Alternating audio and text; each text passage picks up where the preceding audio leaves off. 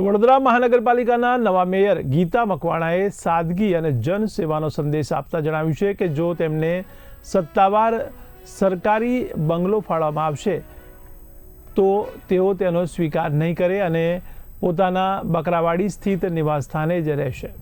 Mayor Gita Makwana પોતાના પતિ સાથે ટુ વ્હીલર પર કોર્પોરેશન કચેરીએ પહોંચ્યા હતા। તેમણે જણાવ્યું છે કે 2.5 વર્ષના કાર્યકાળ દરમિયાન તેઓ વૈભવી સુવિધાઓ કરતાં પ્રજાની સેવા અને શહેરના વિકાસને પ્રાથમિકતા આપશે। વડોદરા હાલમાં એવું મહાનગર છે જ્યાં મેયર માટે સત્તાવાર સરકારી નિવાસસ્થાન ઉપલબ્ધ નથી, જેને કારણે આ મુદ્દો પણ ચર્ચાના કેન્દ્રમાં આવી ગયો છે। પહેલાં તો મેયર જે પદ આપ્યું છે એ પદને તો હું પહેલાં મારી જવાબદારી માનું છું અને જવાબદારીનો ગાળો મારો 2.5 વર્ષનો છે। તો જો 2.5 વર્ષના ગાળામાં મારે કામગીરી જ બતાવવાની છે તો હું એ બધા મોહમાયામાં પડતી નથી, કેમ કે જ્યારે આવાસ આપવામાં આવે છે તો મારે અંદર કંઈ ઘરમાં બેસી નથી રહેવાનું, મારે જનતાની વચ્ચે રહેવાનું છે।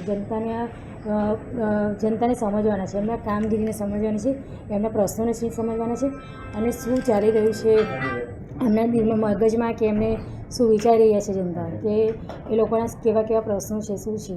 તો જો હું ઘરે અંદર જ બેસી રહીશ તો હું કામ કેવી રીતના કરીશ? એટલે મને એ બધું મોહમાયા નથી કે અને પછી આમાં એવું થશે કે દરેક લોકો જ્યારે મેયર બનવા માગશે તો મેયર એ જવાબદારી નહીં સમજે એના એવું સમજશે કે ચલો મેયર બનવાથી આપણને આ વસ્તુ મળશે, કે આવાસ મળે છે, આ મળે છે, આટલો ફાયદો થાય છે, તો લોકો એના માટે પણ પડશે એ કામગીરીને લઈને જ પોતાની જવાબદારીને સમજીને મેયર બનવા નહીં માગે છે।